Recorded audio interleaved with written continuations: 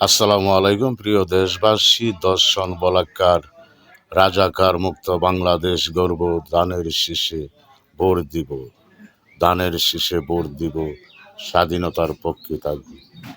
বাংলাদেশ জাতীয়তাবাদী দলের চেয়ারম্যান জনাব তারেক রহমান শাহজালাল শাহপরান মাজার জেরাত করে নির্বাচন পরিচালনায় এক গণসভায় এক হাজিকে ডাক দিয়ে এনে বলেছিল যে আপনি ধস করতে গিয়েছেন। হাজি বলল হ্যাঁ।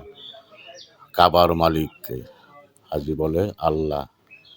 এই আসমান জমিন চন্দ্র সূর্য গ্রহত্র এসবের মালিককে?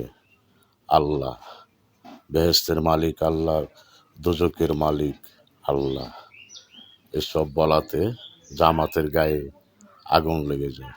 সেটা নাকি কুটনামি করা হয়েছে জামাতের বিরুদ্ধে, জামাতকে ছোট করা হয়েছে। তোমরা বলবা তোমাদের এসব বলাতে বিপদ হয়েছে। বিপদ কাকে বলো? যেটা করেছ প্রকাশ্যে, সেটা প্রকাশ করলে, প্রচার করলে সেটাকে বিপদ বলা হয় না।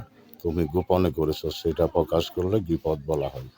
তুমি বলবা যে দাঁড়িপাল্লায় ভোট দিলে জান্নাতে যেতে পারবেন, যারা ভোট দিবেন তারা বেহেশতের টিকিট পাইলেন, এসব বলবা।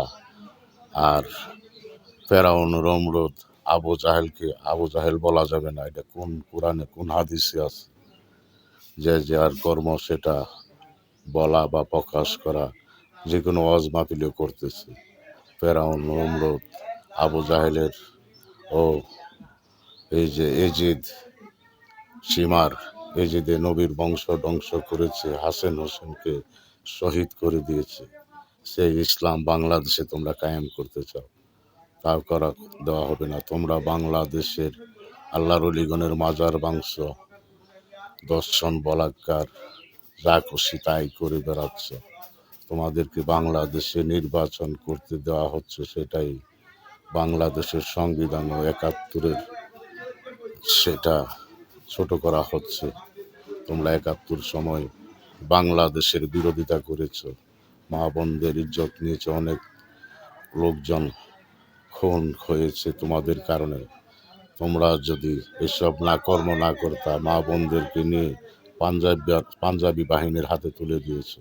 এসব করে অনেক মা বোনদের ইজ্জত নিয়েছ, এখনো করতেছ। বাংলাদেশে দর্শন, ছেলে বলাৎকার, যা খুশি তাই করে বেড়াচ্ছ।